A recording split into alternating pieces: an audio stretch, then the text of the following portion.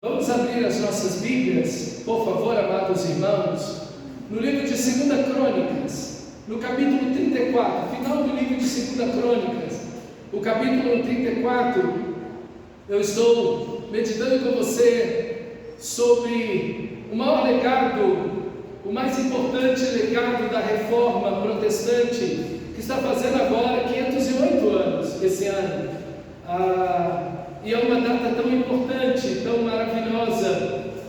Nós somos fruto, resultado daquilo que aconteceu há mais de 500 anos atrás. Então veja a importância do que você está vivendo hoje como cristão. Isso vai afetar diretamente as futuras gerações, ok? Elas serão afetadas não apenas da sua família, diretamente dos seus familiares.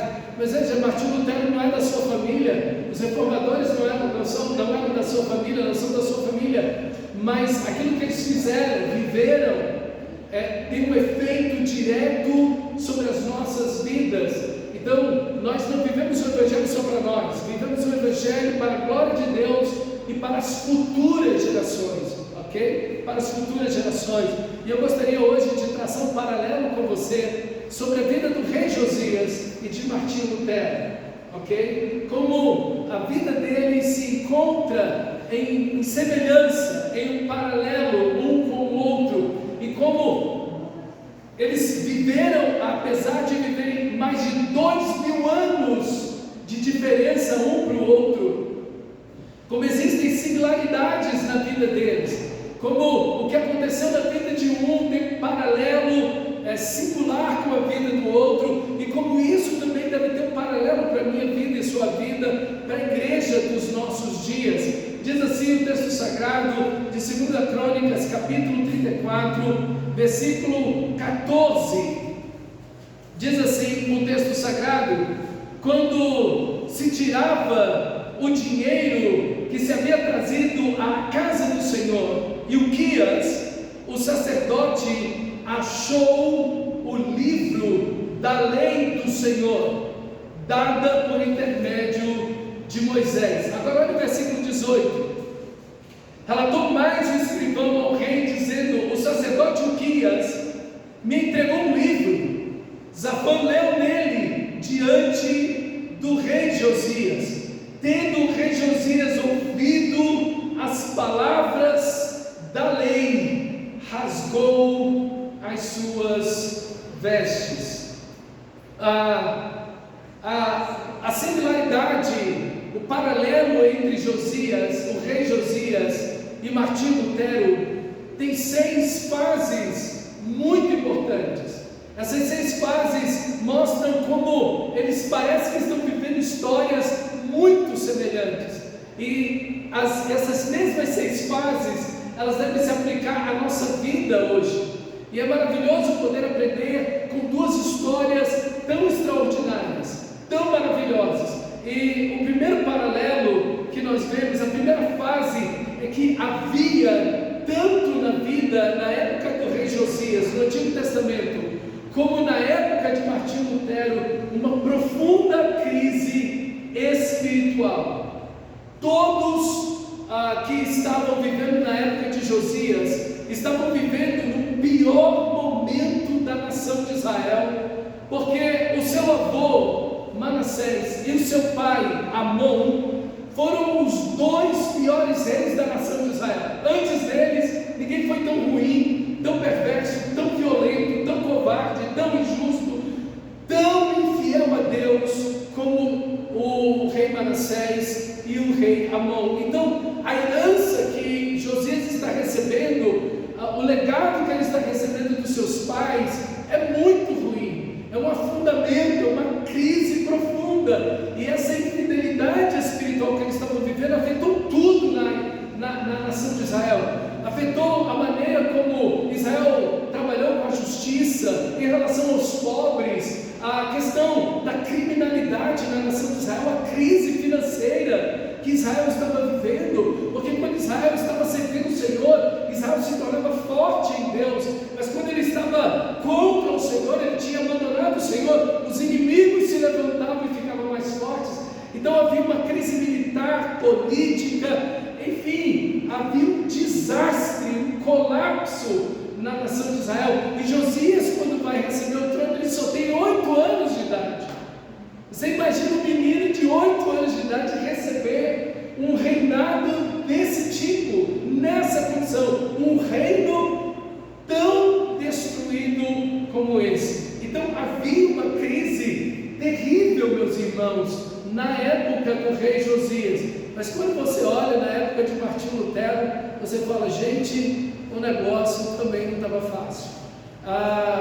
Porque a igreja, naquele momento, a igreja católica romana, naquele momento, ela passou por mais ou menos 1500 anos, captando dinheiro por meio de quinquilharias que ela vendia, de relíquias que ela vendia. E assim, a gente não consegue imaginar, porque Martinho Lutero, antes da reforma, só em Wittenberg, que é a cidade onde ele estava, ele conseguiu calcular, ele conseguiu compilar mais de 19.000 relíquias que eram vendidas. Isso só numa cidade, você imagina, isso no mundo inteiro onde a igreja católica estava. Então era um negócio assim mais doido possível, a ponto, e aqui eu vou citar para vocês algumas relíquias que eram vendidas na época. O leite materno de Maria era vendido, uma gotinha no vidro. As pessoas compravam o leite materno de Maria. Outra coisa que era vendida eram fragmentos da cruz.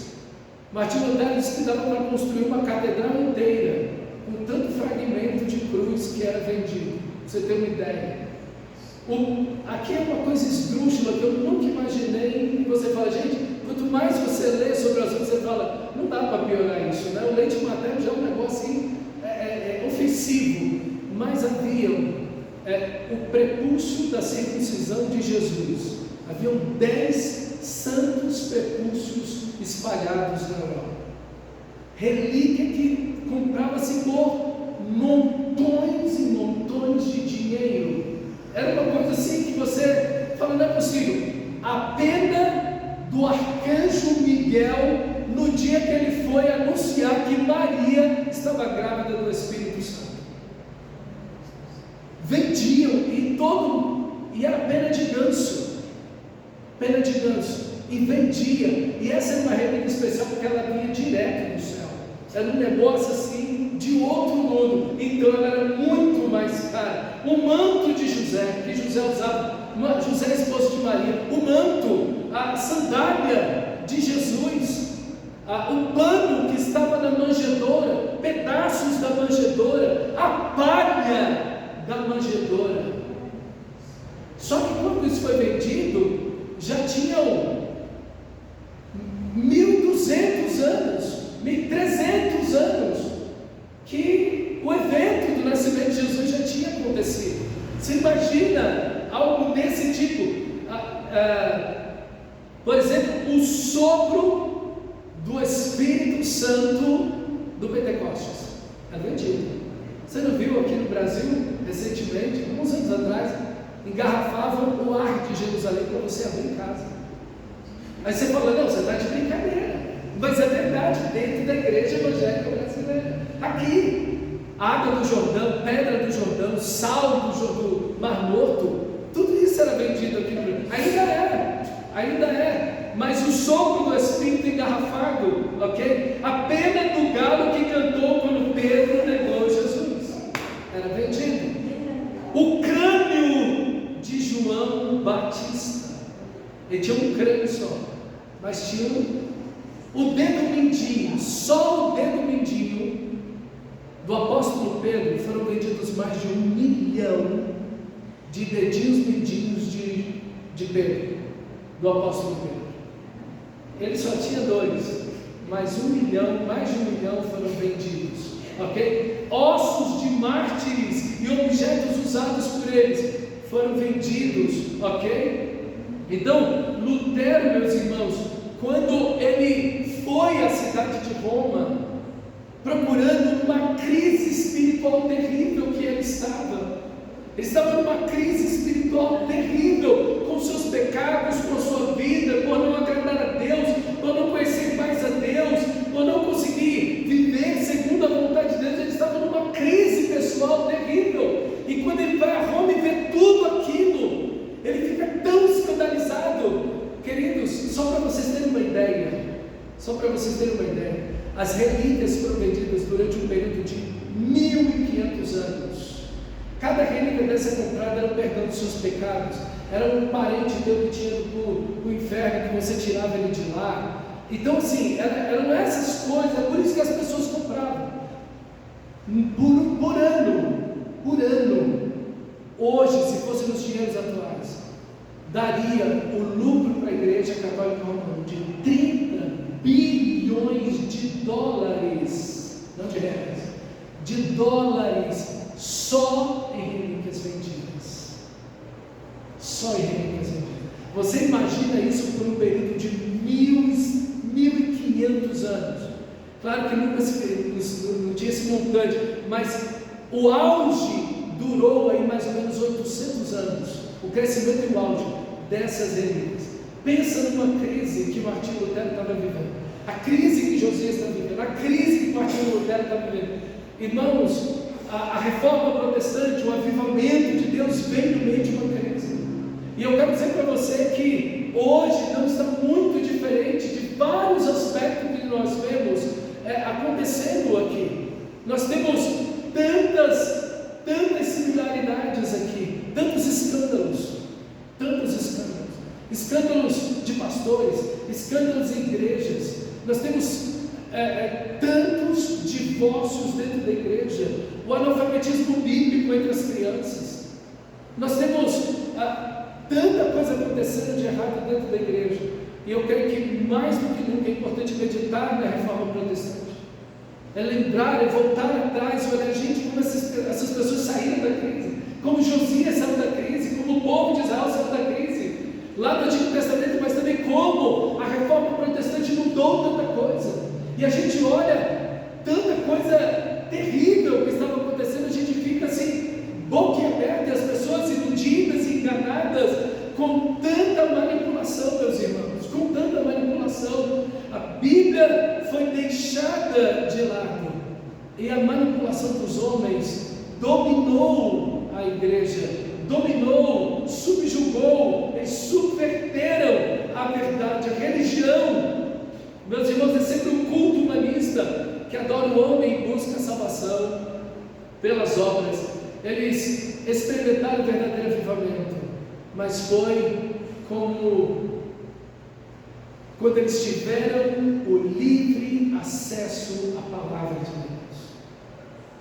Essa Bíblia que está na sua mão, essa escritura sagrada que você tem nas mãos, essas pessoas lutaram com a própria vida para que nós tivéssemos o prazer, o direito, a alegria de ter a Bíblia e poder ler as escrituras e não sermos mais enganados. A segunda fase foi uma busca ativa por Deus. Lutero tentou alcançar a salvação através das obras de uma vida monástica. Então ele se trancou no monastério e lá ele orava, e lá ele jejuava por dias e dias e dias, semanas e meses. Ele confessava seus pecados, ele cumpria muitas penitências, fazia muitas boas obras nessa crise espiritual que ele se encontrava, tentando achar paz entre ele e Deus, porque sua consciência o perturbava, seu coração lhe pesava como um chumbo na alma, e ele não tinha paz dentro dele, não tinha paz. Ele passava horas se confessando para o seu confessor, e o seu confessor proibiu de vir todos os dias, a todo momento confessar, e estimulou inclusive tempos e tempos para vir, porque ele falou: Martinho, você precisa pelo menos pecar para vir confessar, porque não tem condição. Também era a culpa desse homem que ele se encontrava. E quando nós vemos Josias, olha o capítulo 34 de 2 Crônicas, versículo 3, Josias também começa a buscar o Senhor no 8º ano do seu reinado, sendo ainda moço. Ele agora tem 16 anos, ele começou a reinar com 8, no 8º ano, agora ele tem 16 anos. Josias começou a buscar o Senhor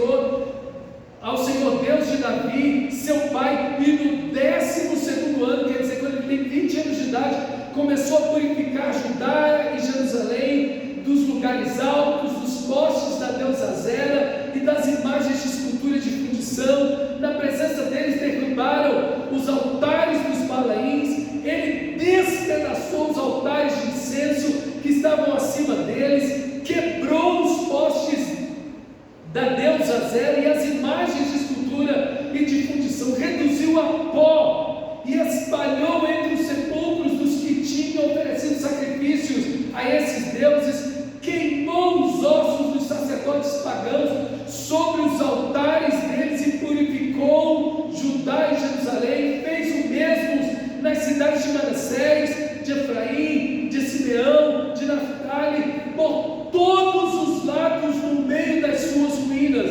Depois de derrubar os altares e os postes da deusa Azera e as imagens de escultura até reduzir a pó, e depois de ter despedaçado todos os altares de incenso em toda a terra de Israel, Josias voltou para Jerusalém.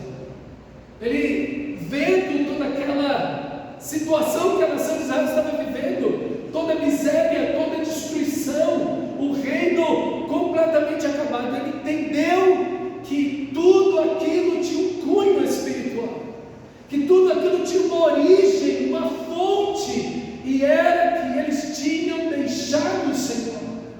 Às vezes nós perguntamos para nós mesmos sobre as situações que nos envolvem, o que envolve a nossa família, o que envolve a nossa nação, e não entendemos muitas vezes que aquilo que está acontecendo tem uma origem espiritual naquilo.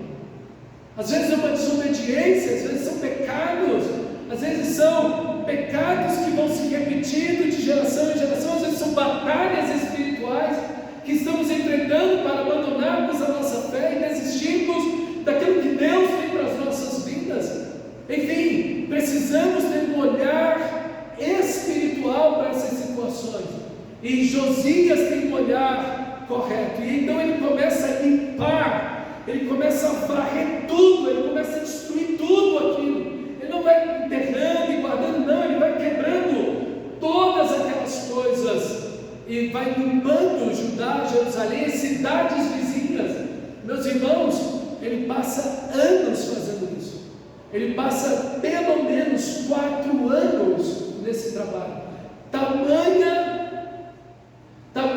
a situação adversa que havia, tantos altares, tantas estátuas, tanta idolatria, tanta coisa errada. Ele demorou muito tempo, irmãos, trabalhando para destruir aquilo, e não somente ele, mas todas as pessoas que ele convocou para estarem destruindo aquilo. Meus irmãos, não há mudança se nós não destruirmos aquilo que é ofensivo a Deus. Não há santificação se nós continuarmos a negociar situações, se nós queremos negociar com o pecado. Não haverá verdadeira mudança em nossas vidas. É necessário destruir aquilo. A terceira fase que encontramos é o encontro com a Bíblia. Martinho Lutero passou 4 anos estudando intensamente, focado no livro de Romanos e no livro dos Salmos. 4 anos, não foi do dia à noite. Ele foi lendo a Bíblia, esse contato com as Escrituras Sagradas, até que um dia, em Romanos, naquele texto que tanto ele detestava, ele encontrou a Deus, ele encontrou a graça preciosa do Senhor. E nós vemos a mesma coisa com Josias, no texto que nós lemos, versículo 18 do capítulo 34, e diz: o escrivão Zafã acrescentou, o sacerdote Uquias me entregou um livro, e Zafã leu o livro em voz alta diante dele. Aqui foi a mudança mais profunda do que aconteceu com Josias. Aqui foi a mudança mais intensa, mais radical que aconteceu com Josias. Meus amados irmãos, foi um encontro com as Escrituras Sagradas que mudou tudo. Foi o poder da palavra de Deus, o poder libertador da verdade. Como o Senhor Jesus disse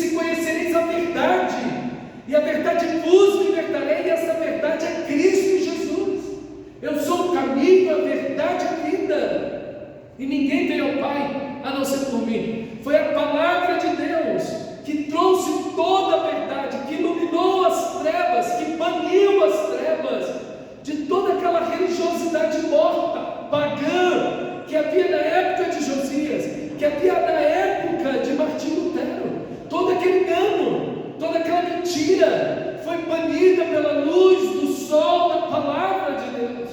Meus amados irmãos, e não tem outro jeito. Se a igreja não tomar para si a palavra de Deus, se você pessoalmente não abraçar, não se comprometer, não ler, não meditar e não viver a palavra de Deus, jamais as trevas serão da sua vida.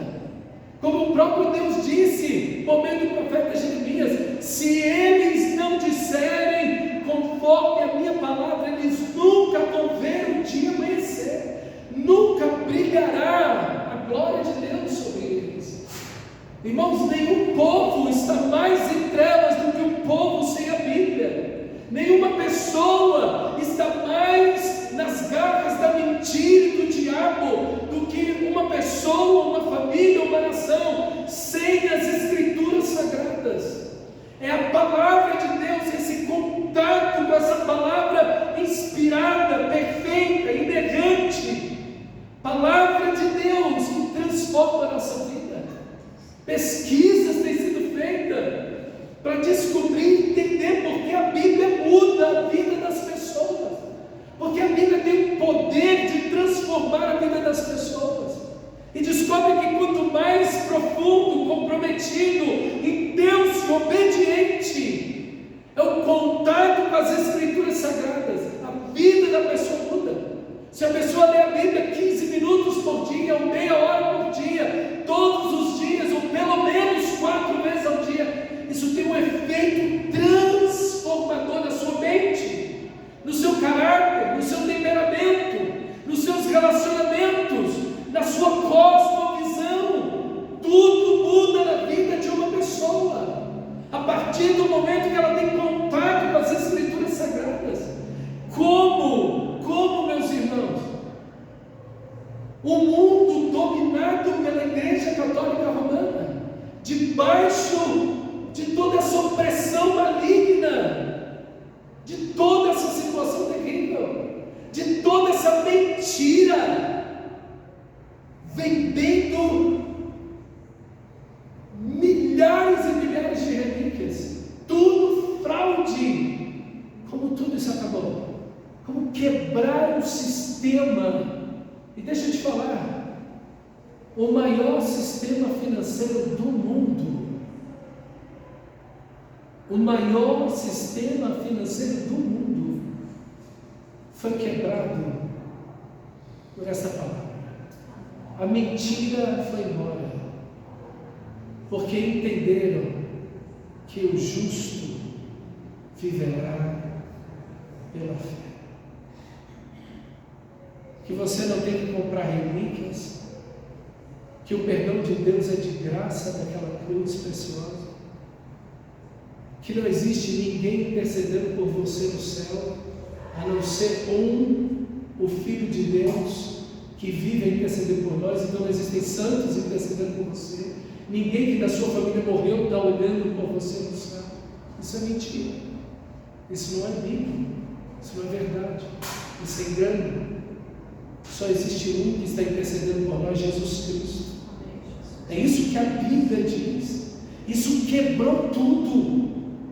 Ninguém pode se chegar a Deus por relíquias, por boas obras, por sacrifícios, sofrimentos. Não há mérito de alguém que se coloque sobre mim para que eu possa me chegar a Deus, a não ser os méritos de Cristo.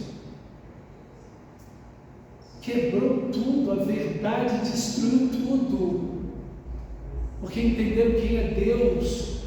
O maior legado, o mais importante legado da reforma protestante, como nós vimos na semana passada, quem é Deus, o conhecimento de Deus, esse Deus santo, esse Deus de amor, esse Deus justo, verdadeiro. Meus irmãos, esse sistema maligno que estava sendo vivido matou milhões de pessoas de fome, porque quem comprava essas relíquias eram pobres. As pessoas deixaram de comer, de dar comida a seus filhos, para obter a salvação por dinheiro. Milhões morreram de fome, de inanição, assim. Pessoas que deveriam estar trazendo alimento para dentro de casa, iam lá comprar uma bugiganga dessa, ou então um papel escrito dizendo que o Papa tinha perdoado todos os meus pecados há 1 milhão de anos no inferno, que eu não ia passar tanto tempo no inferno. Então ele me dava uma bula papal para dizer que o meu pecado tinha perdoado, e aquela bula tinha um preço. E havia até uma musiquinha que cantava: quando a moeda batia no cofre, a alma saltava do inferno.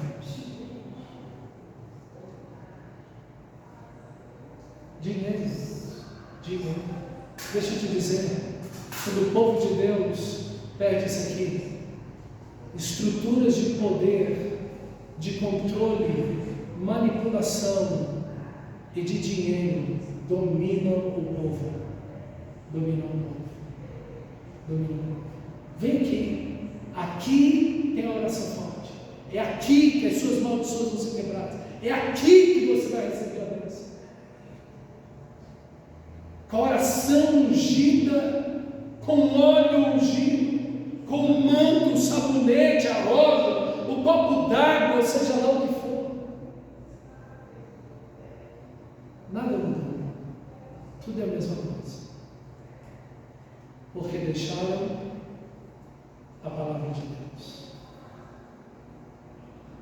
Estão sendo enganados, ludibriados, e veja, sempre tem dinheiro no assunto. Sempre é um sistema de controle, de poder, de dinheiro. Sempre. E não é isso que é o Evangelho.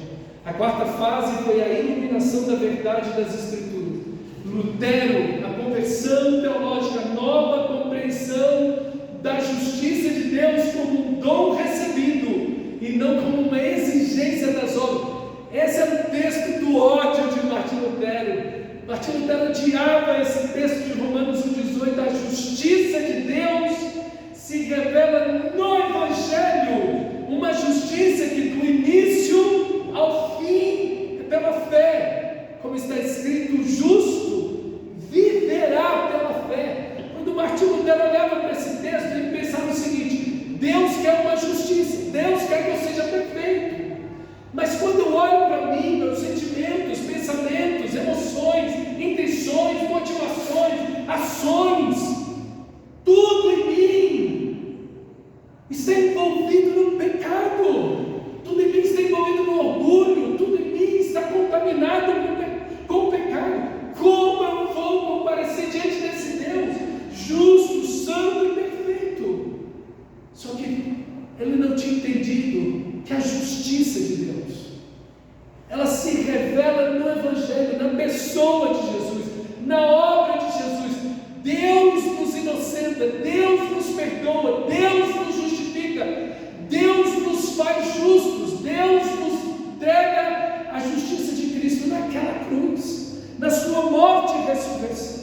Essa verdade é tão poderosa, e tudo isso nós recebemos não porque cobramos, não porque pagamos, não porque nos sacrificamos, não porque somos religiosos, não, pela fé. Pela fé, você abre as mãos e recebe um dom, um presente de Deus. A justiça é um presente, a salvação é um presente de Deus para você. Não é o que Deus está requerendo de você para você ser salvo, não. É que Deus está te dando essa justiça. Cristo recebe a nossa justiça e entrega toda a sua justiça naquela cruz por mim e por você, de fé em fé, do início ao fim, não por obras, para que ninguém se glorie, mas simplesmente pela fé. Quebrou todo o sistema de séculos, de mais de 1 milênio de extorsão, mentira e misticismo. Meus irmãos, quando ele entendeu isso, pregou isso, anunciou isso, Deus rompeu as trevas quando eles entenderam que a salvação não tem preço humano que possa ser pago, mas o preço foi a vida de Cristo Jesus naquela cruz. Ele pagou um preço que jamais poderíamos pagar. Ele é o justo que deu a vida no lugar dos injustos, para nos dar a salvação. Meus irmãos, tudo mudou a partir daí. Tudo ruiu, tudo se desmoronou para a glória de Deus.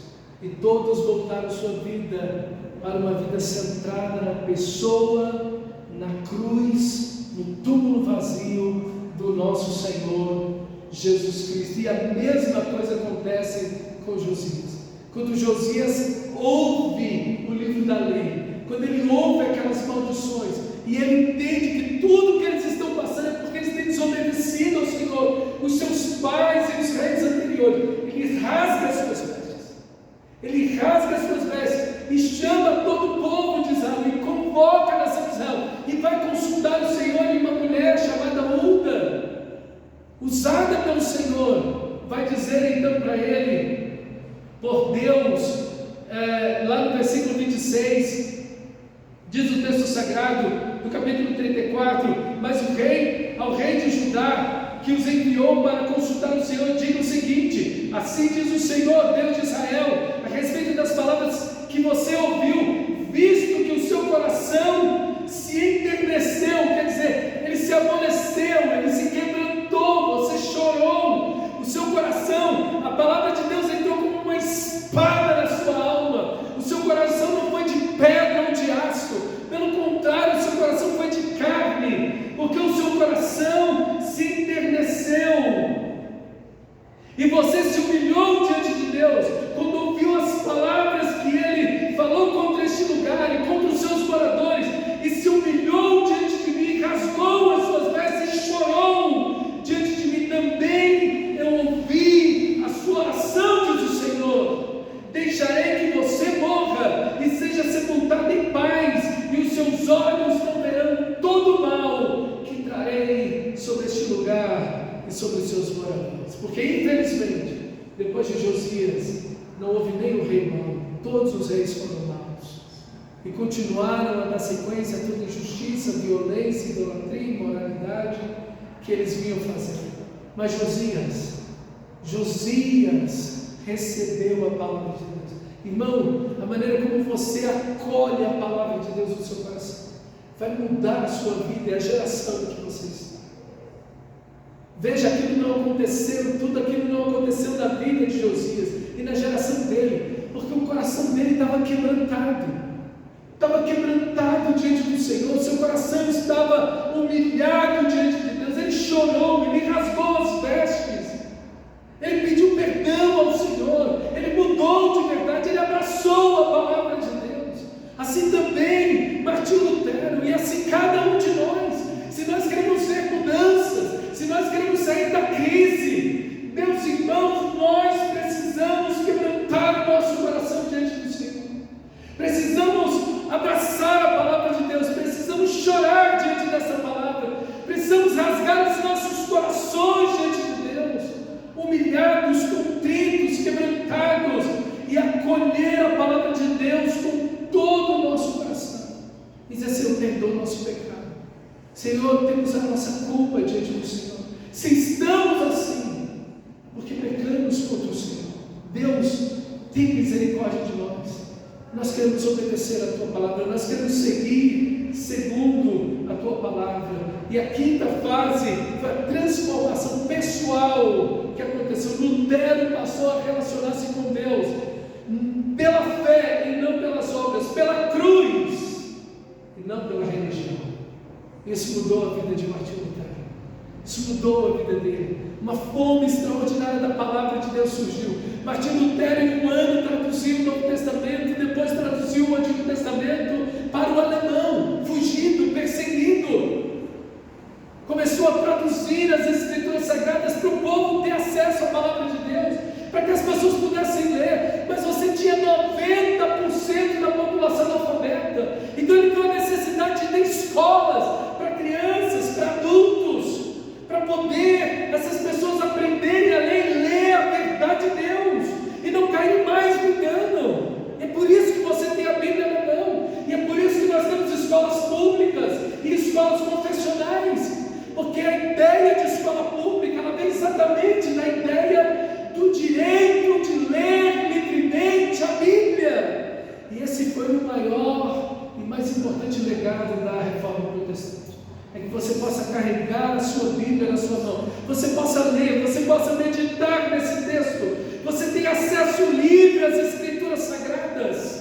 palavra de Deus, e possa ler essa palavra, e meditar nela, e obedecer, e conhecer a Deus, e consultar a Deus, e saber qual é a boa, agradável e perfeita vontade de Deus, aqui, nessa palavra, e possa viver segundo essa palavra, seguir os princípios da palavra de Deus, como eu estava dizendo para as crianças aqui, na quinta-feira do projeto, a Bíblia que você carrega tem 4.000 anos. Deus preservou essa palavra, Deus guardou essa palavra. Pessoas, William Tyndale deu a vida porque estava traduzindo a Bíblia para o inglês, para que seus filhos, sua família e a sua comunidade pudessem entender o texto sagrado e não lesse numa língua morta que já tinha morrido no latim no século XIX, no século IX. Meus irmãos, a palavra de Deus tem um poder extraordinário de transformação, de mudança. Mudou a Europa inteira, tocou todas as esferas da sociedade, tudo foi mudado. E é exatamente isso que aconteceu é exatamente a sexta fase, a transformação social. Essa teologia, esse conhecimento de Deus, da verdade de Deus, da palavra de Deus, mudou e tocou todas as esferas da sociedade. E foi o que aconteceu com Josias. Tudo na sociedade mudou. O povo começou a viver segundo os padrões da santidade de Deus, da verdade de Deus. A justiça se estabeleceu. A justiça à mulher, a justiça ao órfão, à viúva, o direito. Tudo isso, queridos, foi estabelecido pela palavra de Deus. Quantas pessoas não sabem, mas o direito à liberdade de expressão, o direito à proteção da mulher, tudo isso, da violência doméstica, tudo isso nasce da palavra de Deus. O cuidado com o órfão, com a viúva, o acesso livre à educação, tudo isso, meus irmãos, está dentro da reforma protestante, está dentro da palavra de Deus. Eles viram isso na Escritura Sagrada e trouxeram isso para dentro da sociedade, para dentro do direito, da justiça, para todas as esferas da sociedade. Aquela violência doméstica que acontecia, a falta de valor que a mulher tinha. Meus irmãos, tudo isso mudou. Tudo isso mudou. As crianças ficaram aqui espantadas. Olha, já tinha acontecido a reforma protestante, mas os bebês eram praticamente desprezados. Então, quando na França o pessoal ia tomar banho, a bacia d'água estava lá, e aquela água ia servir para todo mundo tomar banho. O primeiro a tomar banho era o pai, o homem, o marido. Era o primeiro a tomar banho, ele tomava banho. A água já ficou suja. Depois vinha a mulher e tomava banho, a esposa e tomava banho na mesma água. Depois os filhos, começando dos homens mais velhos. Depois as mulheres. E quem tomava banho por último, quer dizer, quem se sujava da água por último era o bebê. Porque aquela água não tinha mais semente nenhuma. E o último era o bebê. E quando hoje você vê essa proteção sobre a criança, o direito, tudo isso, queridos, isso vem da palavra de Deus, da palavra, o cuidado, todas essas coisas extraordinárias, irmãos, vem da palavra de Deus. Queridos, o valor que a gente deve dar às Escrituras Sagradas, o poder transformador das Escrituras Sagradas é extraordinário. E eu gostaria de terminar essa mensagem com uma carta de Martinho Lutero. Eu coloquei lá no chat GPT e pedi para ele fazer, segundo a teologia e o pensamento de Martinho Lutero, se ele falasse hoje, o que ele diria para a igreja evangélica brasileira. E então, o chat GPT buscou a teologia, o pensamento, as palavras de Martinho Lutero, rebuscou também o nosso contexto como igreja evangélica brasileira e fez uma carta, como se Martinho Lutero estivesse vivendo hoje. o que ele diria para nós? E a carta diz assim: Carta de Martinho Lutero à Igreja Evangélica Pós-Moderna, uma paráfrase contemporânea do espírito da Reforma. A verdade não precisa de guardas, mas de vozes. Martinho Lutero, a igreja que diz seguir a Cristo, mas que parece ter esquecido a cruz. Graça e paz daquele que é, daquele que era e daquele que há de vir. Escrevo não com pena nas mãos, mas com o coração em chamas, como outrora, quando vi Roma vender perdão em pergaminhos, hoje contemplo algo ainda mais sutil e perverso: a venda do nome de Cristo em forma de marketing, de campanhas, de promessas embaladas em músicas e luzes que escondem o escândalo da cruz. Ponto 1. O Evangelho virou mercadoria. Ouço pregadores que anunciam bênçãos por preço, e vejo multidões correndo atrás de chaves, propósitos e atos proféticos, como se o reino de Deus fosse uma loja. Vocês pregam prosperidade sem arrependimento, fé sem obediência e graça sem cruz. Saibam, Cristo não morreu para encher bancos nem bolsos, mas para quebrar correntes. Quem transforma o altar em um balcão é pior que o vendedor de indulgência que eu enfrentei, pois faz comércio do próprio sangue do Cordeiro. Ponto 2. O púlpito virou palco. O que eram casas de oração tornaram-se auditórios de espetáculo. Cantam muito, mas oram pouco. Pregam muito sobre sonhos, mas quase nada de santidade. Os ungidos tornaram-se estrelas e o povo uma plateia.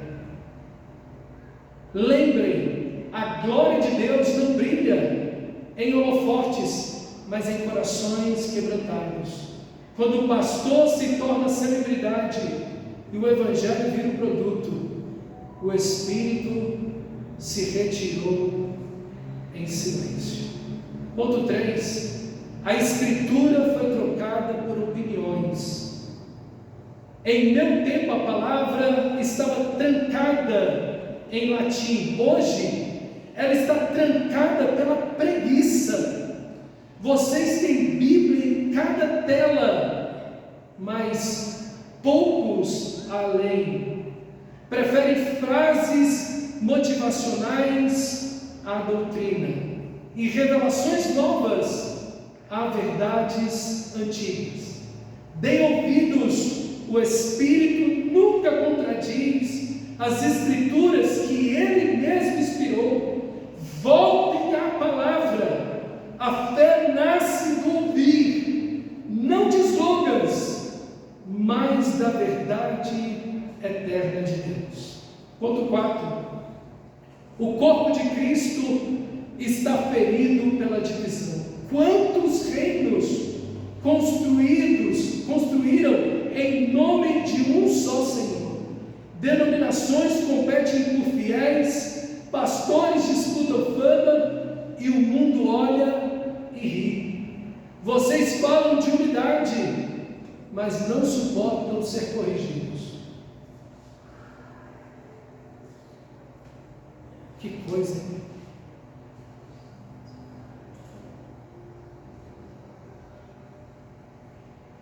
O corpo não precisa de mais logotipos, mas de arrependimento coletivo. Unam-se, não por conveniência, mas pela verdade que liberta. E por último, quinto ponto, o chamado à reforma continua. A igreja verdadeira está sempre se reformando. Ecclesia semper reformada est. Essa expressão cunhada naquele século em latim. A reforma não foi um evento, é um espírito, um clamor do coração que diz: voltemos a Cristo, à cruz e à palavra.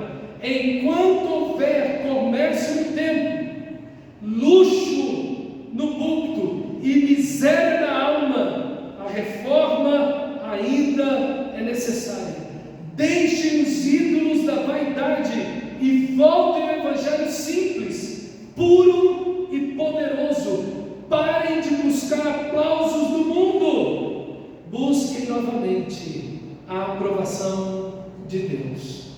Assino não com tinta, mas com convicção.